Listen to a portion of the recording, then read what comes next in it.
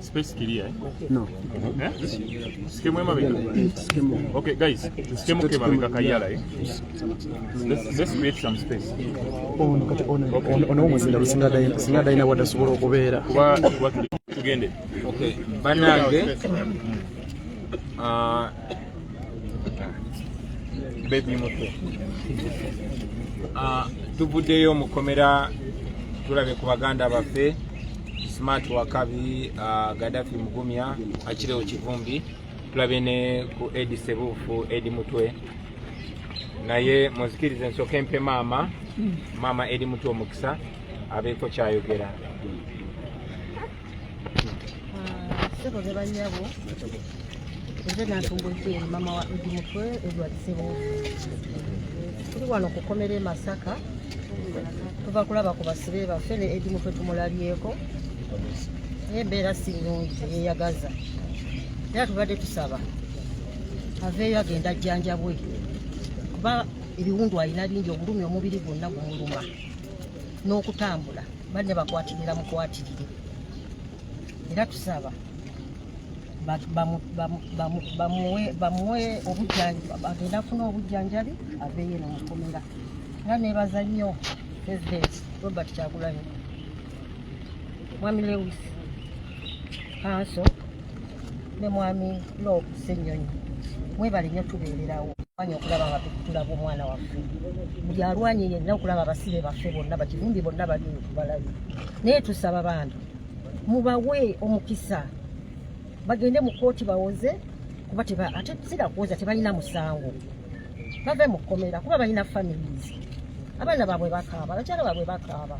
Nabo bennyini okweyongera mu maaso baana bato bavubuka beekolerere. Mwebale nnyo mwebalire ddala. Thank you. Tuvuddeyo tulabye ku Edi. Edi afaanana bubi nnyo. Bazze bamukwatiridde nga ebiwundu byonna nga Kanso Majerani bwe yatunyonyodde twalibadde naye ate bwe twogedde ku Edi byatubuuliddeko newankubadde munafu tasobola kwogera bulungi nakutotola byonna byamutuusibwako ne bamutuusako buli kikolobero kyemmanyi. Edi Mutwe bamu waterboarding. Waterboarding is when they tie you and they start pouring water in your face and mouth to create an effect of drowning. Edi Mutwe was waterboarded. Bamu kubisa amasanyalaze, bamutuuzanga mu kitaba we bamukubira omujjudde omusaayi n'amazzi ne basaamu waya z'amasanyalaze ne bamukubisa amasanyalaze mu nkwawa ne mu busajja. Ekisingira ddala Edi Mutwe atutegeezezza nti muhoozi yennyini ku lunaku olwokusatu muhoozi yennyini yajja ng'ayambadde kyepeze zonna najja n'amutulugunya ye kennyini n'amubuuza ebibuuzo nga bamukuba waali nga bamutulugunya waali. Kibi nnyo naye kye twosaba bannansi bonna kye baba babanja ayimbulwa atwalibwe mu ddwaliro afune obujjanjabi. Naye najjudde mabwa emikono gino bamusiba empingo ne ziyingira mu nnyama ne zibulira mu nnyama era kati ajjudde ebiwundu. Tumanyi nti bamukumidde mukomera ensi ereme kulaba mbeera gy'alimu kati newankubadde wayiseewo akaseera bino okuba bwe byaliwo naye amabwa gakyali mabisi n'obulumi bukyali bungi buli wamu. Akankana tanaba ku stabilizinga mu mubiri ne mu bwongo. So teyebaka ategeeza teyebaka ne banne batutegeezezza abagendayo mu ddwaliro mulaba kubanga ali mu ddwaliro lyakomera. Ebigere byonna baabikuba buno obukongovvule ne bugwa munda.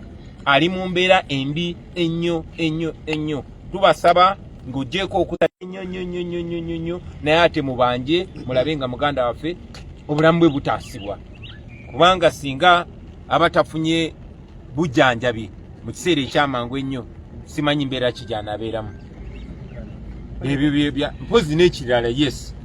Ebirala nkakasa bw'anaaba asobodde ajja bibannyonnyola Katonda bw'anaabakkiriza n'akomawo nga mulamu.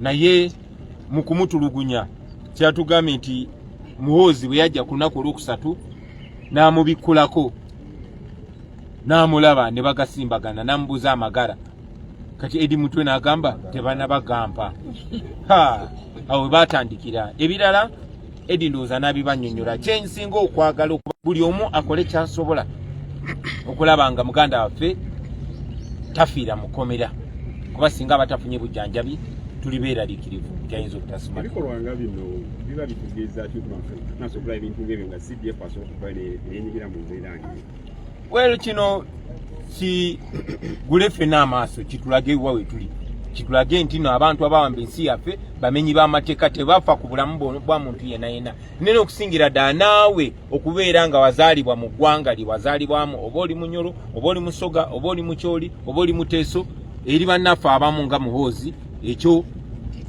kive kye wakola era olina okubonerezebwa era n'oyigirizibwa olulimi olutali lwo obw'empaka tukivumirira amawulire naye waliwo omukyala gwayogeddeko mu kyabaliriza naye bwe tugenda okulaba ku kyagisiidde ate taliikisi yes kirungi nnyo weebale nakumpa mukisa ogwo bantege baatuleetera lisiti ey'abantu abo era buli kimu kye batuleetera tukinyonnyola nga bwe kiri naye okunoonyereza tukola okunoonyereza era ne tufuna n'okumanyisibwa nti omukyala gwe bayita Gertrude Mutyaba ate bamwikuludinga ku lisiti eyo mu butanwa era njagala okittaanya wano omukyala ya Gertrude Mutyaba owa NTV ate teyali omu ku baganda bafe abo abakozesebwa pozi twalina omukisa guno okwebaza abakulembera kubanga oluvannyuma lw'okulaba amazima gaabyo samba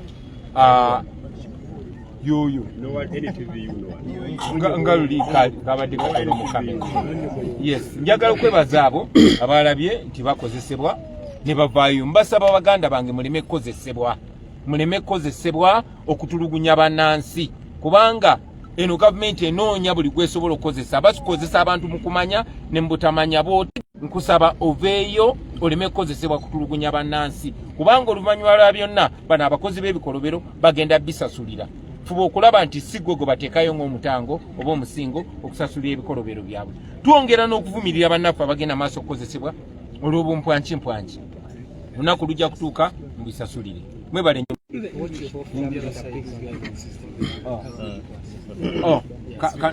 let me do it real quick. Thank you. We just saw Eddie Mutwe. He's in a very terrible situation. He is rotting away. All his wounds are almost fresh. He's in prison. He was sent to prison instead of being sent to the hospital. So we request all Ugandans of goodwill in Uganda and internationally to demand for the immediate release of Eddie Mutwe so he can get specialized treatment. We saw him, he was tortured very badly. He was tortured for 3 days, and on the third day, Muhoozi Kainerugaba came himself personally and beat him, tortured him, and his men tortured Eddie Mutwe in the presence of Muhoozi, forcing him to land on Nyankole. He was electrocuted, he was waterboarded, and so many other terrible things happened to him, which I hope, if he comes out alive, will be able to personally narrate to you. Thank you. Yes, he was forced to salute Museveni's picture every day. He was stripped naked, and later on, when he was given a piece of cloth, he was only given a Museveni t-shirt. The rest, he will... Yeah. About the journalists, yesterday we came out and made public a list of journalists that were used to bring bogus charges against the regime can find an excuse to keep them in jail. Among them, there was a name that was mistakenly included there, that is Gertrude Mutyaba of NTV. I want to clarify that she was mistakenly put on that list. I also want to thank the journalists that have come out to distance themselves from this mess after realizing that they were being used. I request the rest to come out and disassociate themselves with this brutality, with this torture. They should know we are not enemies. The enemy is one. The one that is oppressing us is the one that is oppressing journalists. So we need to stand as brothers or perish as fools. Thank you very much. Okay.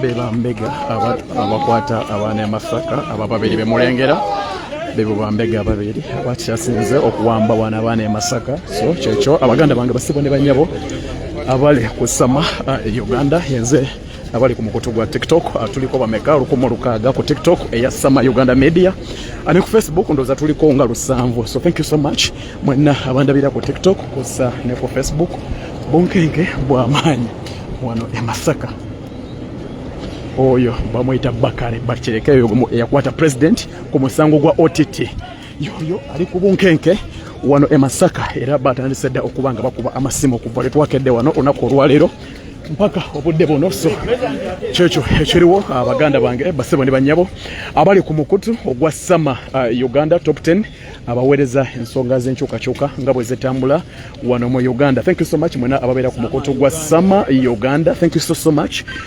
Bwetyo embeera bwekyatambula mpuuga twamukolaki okuwamba abaana baffe mpuuga twakukolaki akirawo yakukolaki mpuuga Edi mtu yakukolaki mpuuga tubuulire yakukolaki yomanje abeera abaana tebalina kati abasajja tulina baboola buno obusomero bwabwe tulina buboola omanje abeera mpuuga tumanyi gyali tetulina buyinza tetuli bamenyi b'amateeka omukyalireko mu Buganda tokyalanga owadde ki. So bwekitibwe kiri abasebo ne banyabo abali ku mukutu ogwa Sama Uganda Media bwetyo embeera bweri mu kutambula bamaze okubanga badeployinga obudde buno bwennyini nyine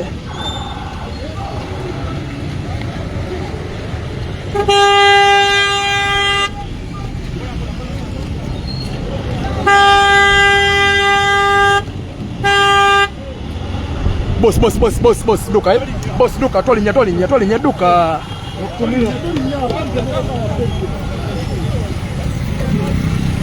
laba police laba bunkenke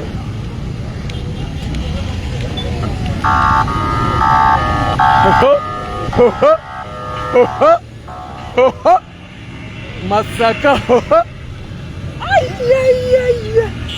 laba deployment ono bamuyita Kyagulanyi laberi wagulu meti.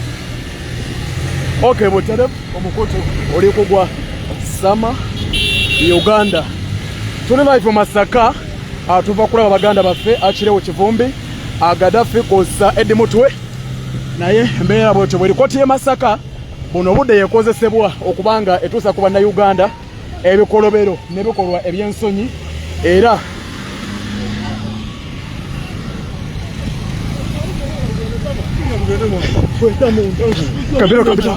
Kabito tugende kamtiko live